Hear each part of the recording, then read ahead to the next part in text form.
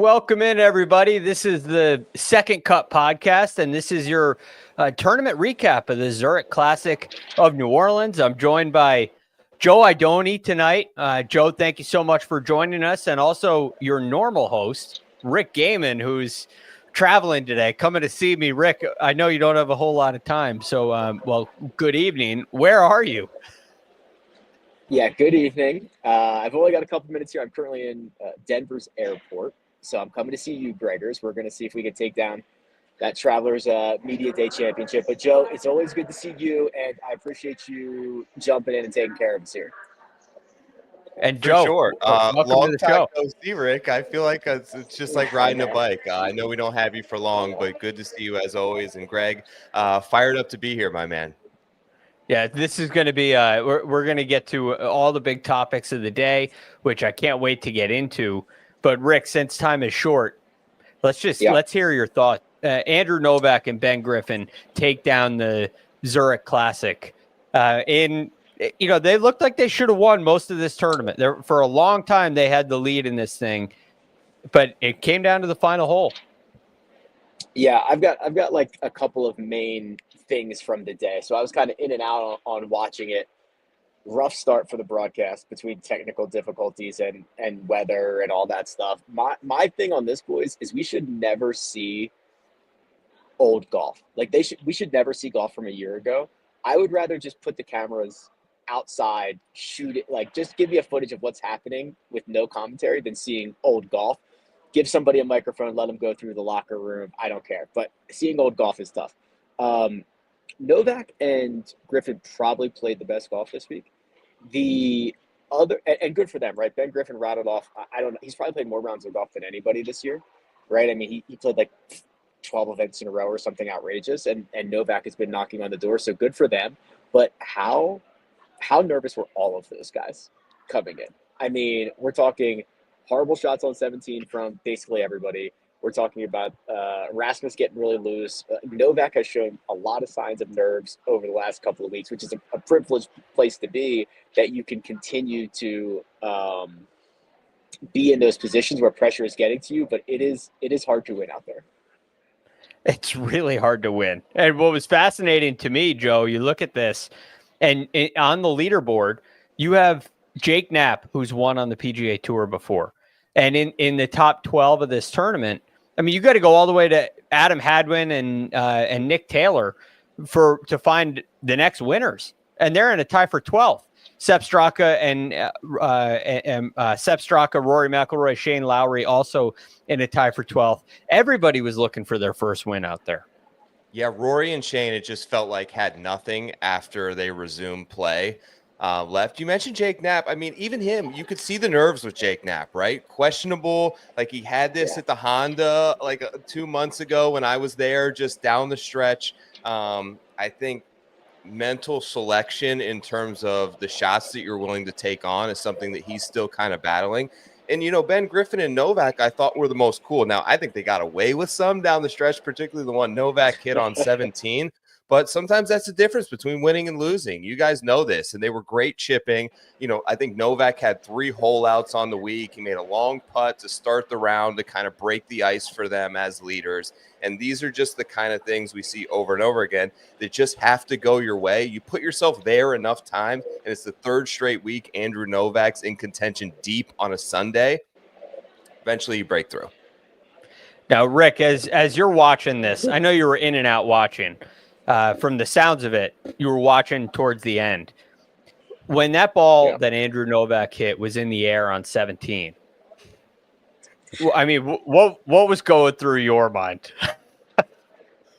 Well, I thought I was watching a replay of the Sappin shot, right? Like Sappin completely just doesn't even sniff land.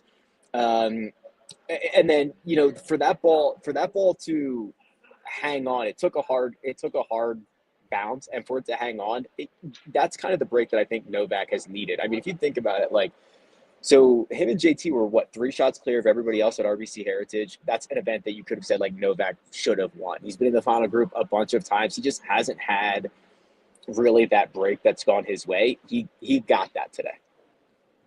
It's interesting because in final groups, when he's been in the final group, like at the Farmers and in Bermuda, at the Valero, he didn't play very well. All of those tournaments he shot in the 70s in the final round. Made a big step at the RBC Heritage with a 68 in the final group with JT, gets into a playoff, and now he comes out today with Ben Griffin and gets the job done. Joe, you look forward, spinning this forward for Andrew Novak. We could talk about Ben Griffin too, but for specifically Andrew Novak, I mean, this feels like a really big step for him. When you assess him as a player, what kind of ceiling are we looking at? Is he a legitimate Ryder Cup contender? Is he a lock on the Ryder Cup team now? I mean, where are we? I don't know if I'm quite there yet, Greg. I'm notorious for often being a prisoner of the moment, but I'm not going to make that claim here on your guys' show and be that guy. Listen, he's on a great run. I think they had the graphic at the end. He's like 6th in the FedEx Cup now. Like, he's playing great golf. I think that he's peaking. He's in form, but we see these guys come in and out. Is he a player that I think can withstand and sustain this type of performance level for 12 months? No, that's what separates these guys from the top 10, 15 players in the world. But he's got it going right now. And if I'm Andrew Novak, I'm teeing it up as much as possible, and I'm keeping the gas pedal down because eventually it feels like he's going to run out of gas here. And you just want to accumulate as many points, as much money, as much experience as you possibly can while you're on one of these runs. Rick, we were talking about this last week too. Where do you sit with him and the Ryder Cup? I think it was last week we were talking about Brian. We were talking about Daniel Berger and who do you want on your team over? Would you take Daniel Berger over this guy, this guy, this guy? Andrew Novak was one we were taking Daniel Berger over last week. Has this changed your mind? No, it has not. No. You do not punch your ticket to Bethpage. You don't punch your ticket to Bethpage because you won the Zurich Classic hitting half the shots, unfortunately. Really good sign. It's going to get him into a lot of big events where he can prove that he is that guy, but he is very likely going to have to qualify on his own accord, because I imagine that if he's 8, 9, or 9, 10, 11, and we're having those conversations, are you taking Berger? Are you taking Spieth? Are you taking JT? Are you whatever it is? He's going to lose a lot of those battles. Boys, I appreciate you. Okay, I'm gonna go catch this flight.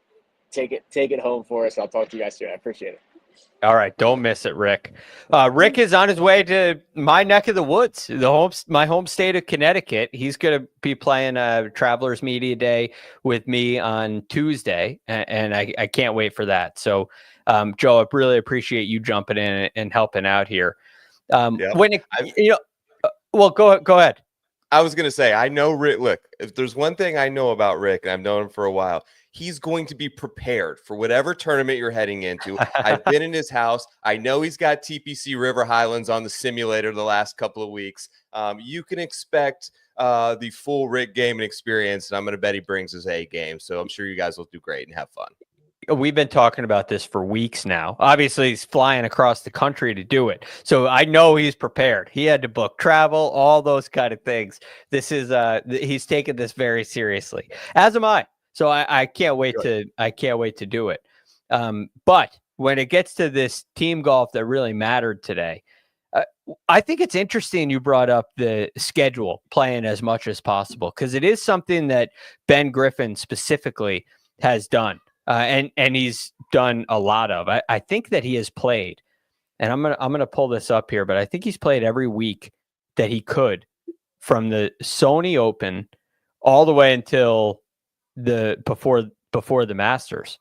I mean, he played Sony, American Express, Farmers, Pebble, Phoenix, Genesis, Mexico, Cognizant, API, Players, Valspar, Houston, Valero, every single week. Yeah. I got to figure you could tone it down a little bit now with the win.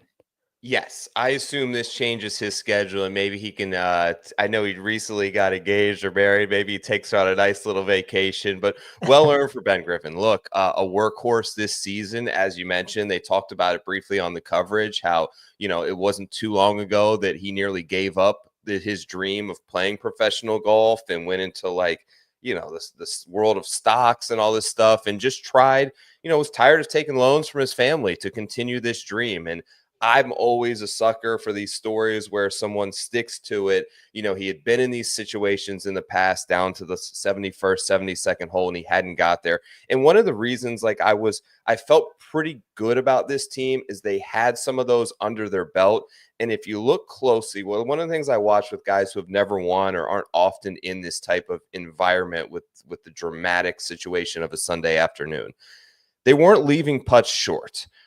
They were getting them to the hole, and it's something that you see a lot of people start to get tentative. Even great putters like Ben Griffin and Andrew Novak, two of the top scramblers and around the green guys, they were giving everything a good shot. If it wasn't going in, it was going just past the hole. So they looked calm, they looked ready, and I'm happy for them. They finally were able to break through. Yeah, and for Ben Griffin specifically, the putt at 17 is the highlight moment. But what I really took away is the tee shot on 18. Because we've seen guys get on that tee on 18 and blow it right into the water. I mean, I remember Louis Oosthuizen doing that a couple of years ago. And it happens all the time. Because left, like you saw with Rasmus Højgaard's no good either. So, it's not a daunting tee shot, but it is under those circumstances. And Ben Griffin striped a fade down the middle, and that's been a weakness in his game. So I think he took a real big step. And even though he's playing with Andrew Novak. But Joe, I want to move down this leaderboard a little bit to some of our other contenders, specifically Jake Knapp and Frankie Capan, who were in this final pairing as well. They end up making a bogey at 17 and a par at 18. So they finish at 26 under, 2 shots back, but it's good enough for a solo third. We know who Jake Knapp is, but is this the kind of a launching pad for Frankie Capan? Yeah, Frankie Sapan's got a ton of game, Greg. It was sweats are us for me all afternoon because I had 110-1 on Team Knapsap at the start of the week. I was all over them, but I'll be honest, I spent the last 90 minutes hedging my brains out because I could see that Capan kind of had the lefts going, and I knew what this course presents to you down the stretch, and you could kind of see the nerves, like I mentioned with Novak and Griffin, getting it to the hole. They started to leave putts short. They started to be tentative. They started to get nervy on the little chips around the green. And I could kind of see it, dissipating throughout the round. But He's awesome. Sapan's great. He's now, I think, inside the top 100 in the FedEx Cup points. It was a big week for him. That was a big up and down for them to get solo third. Two athletes, like I think of these two guys, like the big, strong bulls. And Sapan's got some of that in him. Football player, last year on the Korn Ferry Tour, I think he finished third, but you're talking about a guy who shot 58 on the Korn Ferry Tour last year, led the Korn Ferry Tour in par 5 scoring, led the Korn Ferry Tour in putting. You talk about two assets that I look for in PGA Tour players when I want to back them, when I want to bet them, young guys. You got to be a good driver and you got to be a good putter. If you can do those two things, there are courses within the schedule where you will be able to dominate. So he's plenty long off the tee. He hit that one on 14, like 364 or something like that. Yes, he did. He can connect with it and get it in the fairway. He is an awesome putter. And if you have those two skill sets alone, you're going to find weeks where you can compete. That's the way that Wyndham Clark and Sam Burns, when they first got out on the PGA Tour, they weren't superstars by any means, but they had those two skill sets, and it keeps them out there. Now, there's of course the more complete your game, the higher up the ranks you'll go. But there's something, Joe, for me with Frankie this week specifically that I think is big for him, because you mentioned all that talent, yet he's missed 6 cuts in a row. Yeah, it's like that is hard to imagine. I know Rick was big on him coming into this year. I was big on him coming into this year. He was a pretty intriguing prospect. And now we're in this position where he's missing 6 cuts in a row, but he's talking to Jake Knapp about the golf swing, picking his brain a little bit. These are the kind of things, just you're just a little bit closer because you're not competing with this guy. You can really learn something. And I think this could be a huge turning point for him. Just getting, even though Jake Knapp's a sophomore on the PGA Tour, it makes a big difference. Yeah. You got to play with a guy who's won a PGA Tour event and been in contention multiple times in his young career. You also got to play with the two guys who won, and you got to see how they prepared. You got to see the speed that they walked the fairways. You got to see how they approached things around the green and dealt with their caddy in moments where, you know, it's unfamiliar to these guys who have never been in these type of moments before. So a lot of good experience for Frankie Capan. I'm very high on this player moving forward because he has two very unique skill sets that I think will suit him well. Needs to continue to get better on approach, but he's so young. Give him time. I think he had a great performance this week, and I think they sign up for third place at the start of the week if you said this was the result. Oh, no question about it. And he does, as Joseph Boza points out in the chat, he moves to 103 in the FedEx Cup standings. So, you know, it gets you, you're another good week away from kind of solidifying that place inside the top 100 this year. So a big deal for him. Now, we've seen a lot of breakthroughs on the PGA Tour this year, a lot of breakthrough victories. We're yet to see one from the Højgaard twins, but I don't think anyone would be surprised if they were the next, if either of them. I mean, you get a 2-for-1 chance, but if one of the Højgaards breaks through next, I don't think it would surprise anyone. Joe, they were impressive this week too. They were very impressive. And I think, you know, I think Rick had it early in the week when I watched some stuff that he did. And this week it's different, right? It's all about familiarity and comfort level with the person that you're playing golf with. And it can kind of rewire the way you're thinking about the swing, because you know every swing and every shot and every chunk chip like Jake Knapp had there on the 18th hole doesn't only affect you, it affects your partner. So yeah. I think having those positive vibes and a really good, strong, close-knit relationship with the person you're playing with matters in this tournament. And who better than the person you probably took your very first golf swing of your life next to play with? I mean, you saw it today. I think they made 7 birdies in alternate shot. No one was close to that. Of course, they got a lucky break. I hate the situation on 18, but there's nothing you can do. It's within the rules. They took advantage of it. They made birdie. They applied a little bit of pressure there on Griffin and Novak when they had to force them to hit a good tee shot, and they played awesome today. So congrats to them. Two guys who have really struggled. I think they've had moments where they're leading after a round. They've just struggled to put 72 complete holes together. So I think them being able to work together hopefully provided them some additional confidence moving into future weeks and knowing that they're good enough talent-wise to get it done on the PGA Tour. I mean, there were some balls. I think Nikolai hit a 7-iron 224 into a green. They've got a special level of ability that not many people can replicate. If they can figure out how to win, the sky's the limit for either one of them. They have a skill set that's similar to a Ludwig Oberg, right? It's not that far off. Now I mean, Nikolai has contended in a Masters and made a Ryder Cup team. And a lot of people think Rasmus is better. I think they're very close, and I would probably give Nikolai an edge. But the point is, they're both extremely talented, and they have not been performing anywhere close to that this year. I mean, I really think these two are some of the biggest underperformers. If you look at talent and results, they're underperforming as much as anybody out there. Maybe this is a week to get them out of that funk. Yeah. Now, we were talking about Ryder Cup with Andrew Novak. Rasmus came into this week 4th in the standings. Does Nikolai have a shot? Could this really turn it around? And I know he'd have to probably win once or twice. What are your thoughts? Rasmus was the guy for me early in the year that I kind of had penciled in on this team because he had such a great end to last year on the DP World Tour. And just really felt like he was ready to take that next step. I felt like he was going to play a lot of golf on the PGA Tour this year, which he has. He's been able to take advantage of these events like the Mexico, you know what I mean? These events with not the strongest fields, but that's what you have to do, particularly if you're a player coming over from that tour, wanting to accumulate points in a Ryder Cup year. The fact that Nikolai has a little bit of experience, I'm sure, and was on a team for Luke Donald just a couple years ago, I think that carries some weight to it. Now, they both have a big summer ahead of them. They have to perform well. They don't necessarily have to win, but they have to show the ability to stack together multiple top fives. Like you want to see a level of consistency because you know that they have the power to take on a place like Bethpage. They're both pretty good putters. They're both pretty good chippers, but you just want to see them sort of take the next step and do it consistently week in, week out on the PGA Tour. And the one brother who is able to do that best over the course of the next couple of months, I think has a really good chance to be on that team.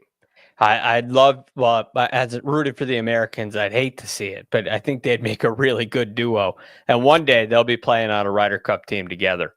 I mean, if they were playing on the DP World Tour, they would be dominated. They're that good. It's just tough over here. It's tough over here. And the fact you get twins, right? How like unusual is that of those circumstances to get two brothers who have grown up identical twins who are now playing together at the peak of a level of professional sport. It's wild. And I think we had a couple of them in the field this week. So good for them. The Paul brothers, I think, teed it up or have recently. So they're just another instance and two kids who are extremely talented. And I think the sky's the limit for either one of them. Speaking of talent, before we review our bets here, the most talented team in the field, there's no doubt, it's Rory McIlroy and Shane Lowry. You mentioned this earlier, Joe. They kind of lost steam after the delay, but a couple of bogeys down the stretch. They end up 22 under par and a tie for 12th. What was your assessment of the week? All in all, I would say pretty good. What was your assessment? I think it's fine. I'm not thrilled if I'm either one of them. They'll probably walk away today a little bit disappointed. But I think they did what they came back to do. They wanted to defend this tournament. I was thinking maybe things would change after the Masters win, but Rory obviously still in good form. Shane's still playing good golf.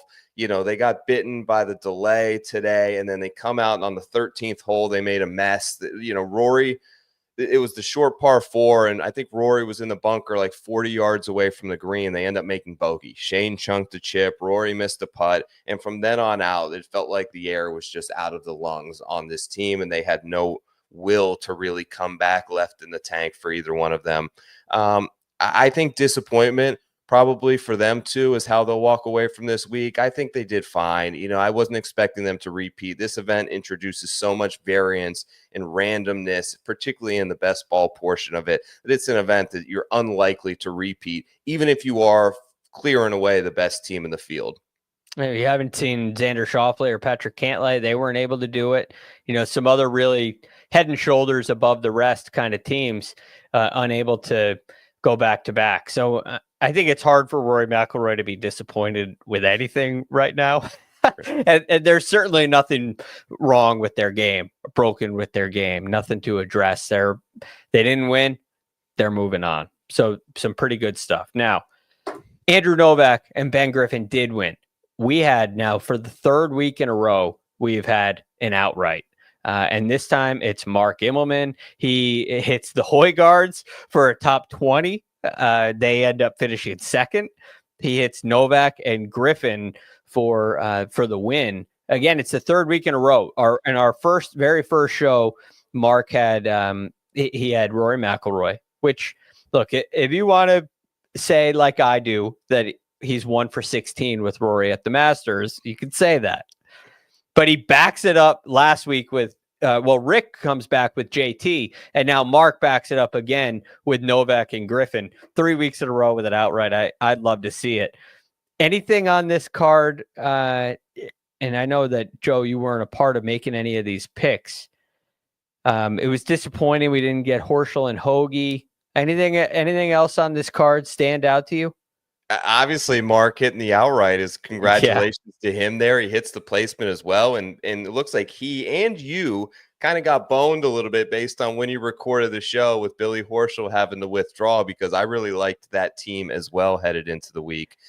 You weren't able to obviously pivot after you guys had recorded, but congrats to Mark. Congrats to you guys on the resurgence and reviving the second cut here and just nailing winners right out the gate. So that's awesome. Nailing winners. Oh, it's hysterical. So hopefully we can keep that going. We got the Byron Nelson coming up this week. Scotty Scheffler in the mix. Yeah. Before we get out of here, Joe, you think does Scotty take home the Byron Nelson? he's going to be a huge favorite. I'm thinking like he comes out 3 or 4 to 1. He's head and shoulders, even in terms of form. If you want to say this season has been a disappointment, any statistical breakdown, I've already run a stat model for everyone in the field. It's not close. Scotty's the best player in nearly every single metric that you look at.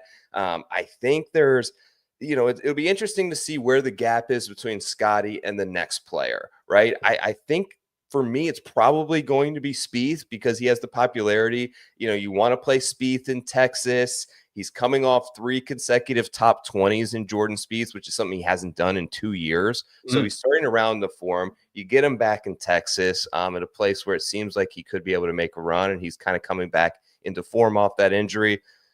All that said, this is Scotty Scheffler's tournament to lose at TPC Craig Ranch. So I'm looking forward to hopefully finding a couple of long shots to give him a sweat, maybe find someone to slay the dragon like Steven Yeager did last year in Texas. But Scotty's going to be the guy. It could happen this week. We're going to get into it on Tuesday, but this is essentially a birdie fest, as you know. You're talking mid-20s to win this thing on a par 71. That worries me with great players. So statistically, you're right on. Scotty will be the guy.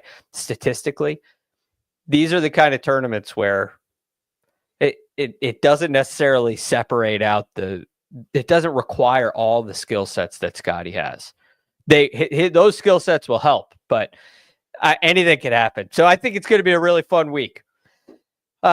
Joe, unless we've forgotten anything. Well, go ahead. I cut you off again. No, it's okay. Sorry about the great. I was just going to say you're spot on there, because where can Scotty sort of accentuate how much better he is on the field? It's in more difficult challenges. It's in approach shots from 225 yards. This place is going to be a birdie fest. You can make 8, 9, 10 of them around, which brings a lot more guys into the equation. You can get someone like Taylor Pendrith last year who made 24 birdies, and they just can kind of run away with it. So it's a forgiving tournament. Obviously, players can be aggressive, kind of like Korn Ferry style scoring, where you just go out there and you try to hunt down every single flag stick. That's not the most conducive environment to expect and try to predict a Scotty Scheffler win. All that said, he still does the best across every stat category. So I think it's his week. He'll probably be there in the end. First year was here, by the way. KH Lee made 28 birdies. Jeez. Just sicko stuff. That's what we're going to see this week at the Byron Nelson. Again, you can catch us on Tuesday. We'll hopefully Rick and I will be together in person, knocking that out from TPC River Highlands. So look forward to that. We'll keep you posted on all that. We'll also be with you Friday for our halfway house show, and then Sunday to wrap up the Byron Nelson and look ahead to the Truist. So we got a lot of big golf coming up. And Joe, tonight with all that we had going on, I really appreciate you coming in and joining us. And I'm sure it won't be the last time. Absolutely. Big fan of everything you guys do. And congrats on reviving the show. Cheering for you guys. Keep up the great work. And you have a show as well, the Preferred Lines. Where can people find Preferred Lines? Yeah, Preferred Lines. So my Twitter account is @TourPicks. It will stream live there. It also is on the Preferred Lines YouTube channel. Every Monday, I do a complete betting preview of the week ahead. I try to have guests on each and every week. Would love maybe to get a little Greg DuCharme on Preferred Lines one of these weeks. But yeah, it's super fun. It's super lighthearted, and we try to nail a couple of winners, kind of like you guys do. Monday nights, I live stream it and then have some other content up throughout the week over at rotoballer.com. Awesome stuff. That's Joe Idone. Make sure you check him out at TourPicks. And I definitely will take you up on that. You let me know when you want to set that up, and I'm in. So that's Joe Idone at TourPicks. Big thanks to Mina for all of her hard work behind the glass. Awesome job on the graphics yet again. I'm Greg DuCharme. You can find me at The Real GFD. Thank you so much for listening.